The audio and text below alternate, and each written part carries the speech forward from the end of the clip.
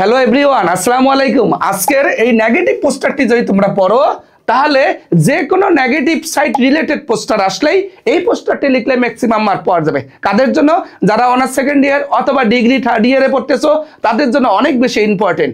এই পোস্টারটি আলোচনা করার আগে চলো একটু দেখে আসি এই পোস্টার পরীক্ষায় আসে কিভাবে। ওকে, একটু দেখে আসি। এইখানে স্ক্রিনে দেখতে পাচ্ছ কিছু নেগেটিভ পোস্টার বিগত সালে এসেছিল, এগুলো এখানে তুলে দেওয়া আছে। এইরকম অসংখ্য নেগেটিভ পোস্টার যদি আসে তাহলে একটি পোস্টার পড়লেই সকল পোস্টার খতম হয়ে যাবে ইনশাআল্লাহ। তাহলে দেখো এখানে শুধু সাবজেক্ট ম্যাটারটা একটু আলোচনা করি তাহলে সুবিধা হবে। তাহলে এখানে ইফটিজিং কি ভালো না খারাপ?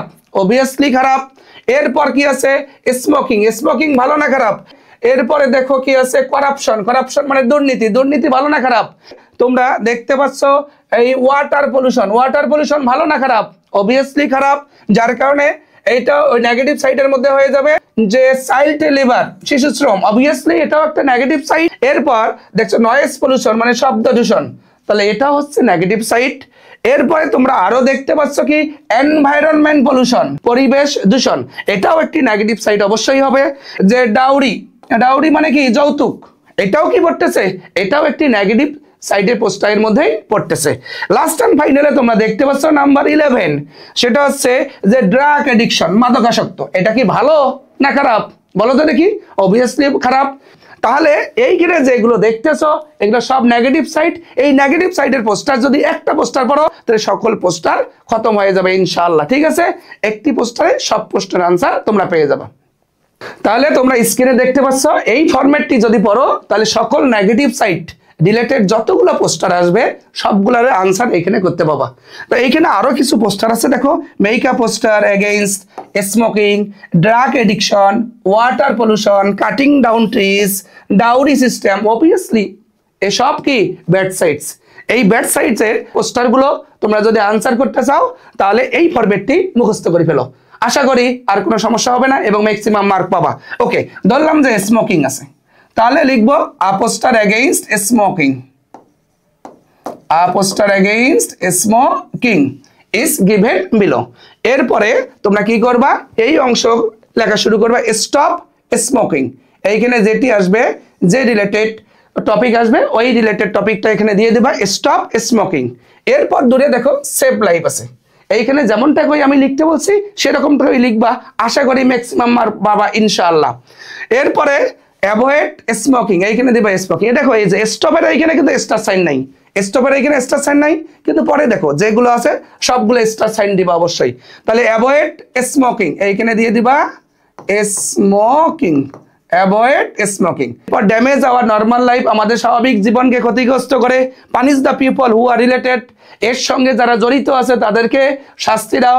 তারপরে কি আছে? বি অ্যাওয়ার অফ স্মোকিং সম্পর্কে সচেতন হও।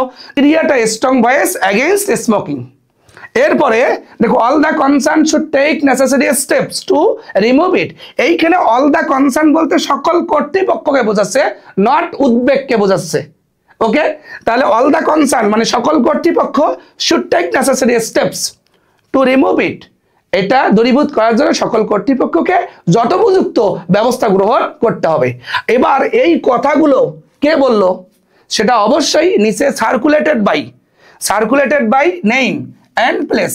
এই কথাগুলো কে বললো? সে একটি প্রতিষ্ঠানের নাম দিতে পারো, কোনো একটি গ্রুপের নাম দিতে পারো, কোনো একটি অর্গানাইজেশনের নাম দিতে পারো। ধরলাম যে ABC, তাহলে তোমরা কি করবা? এটা পুরোটাই তুলে দিবা, তুলে দিয়ে লিখবা যে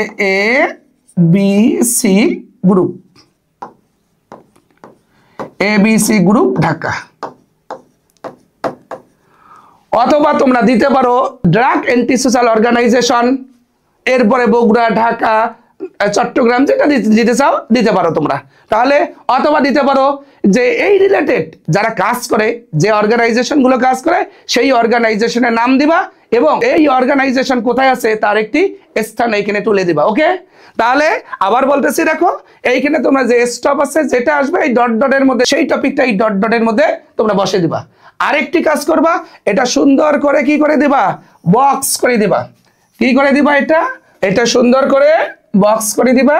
পোস্টারটি যে পেজে লিখবা এই পেজে কিন্তু আর কোনো কিছু লেখা যাবে না, আর এই পেজে কোনো মার্জিনও দিবা না। বুঝতেছো কি? আগে সুন্দর করে লিখবা, লেখার পরে পোস্টারটি কি করে দিবা, বক্স করে দিবা, আর এই পেজে কোনো কিছুই লিখবা না। আশা করি পোস্টারটি বুঝে গেছো। এইরকম অসংখ্য টেকনিক এবং শর্টকাট রুল নিয়ে তোমাদের অনার্স কম্পালসরি ইংলিশ সাবজেক্টটি ইতিমধ্যে 2টি ব্যাচ শুরু হয়ে গেছে, সামনে নতুন ব্যাচ শুরু হচ্ছে। তোমরা চাইলে স্ক্রিনে দেওয়া নাম্বারে যোগাযোগ করে তোমাদের কোর্সটি এনরোল করতে পারো।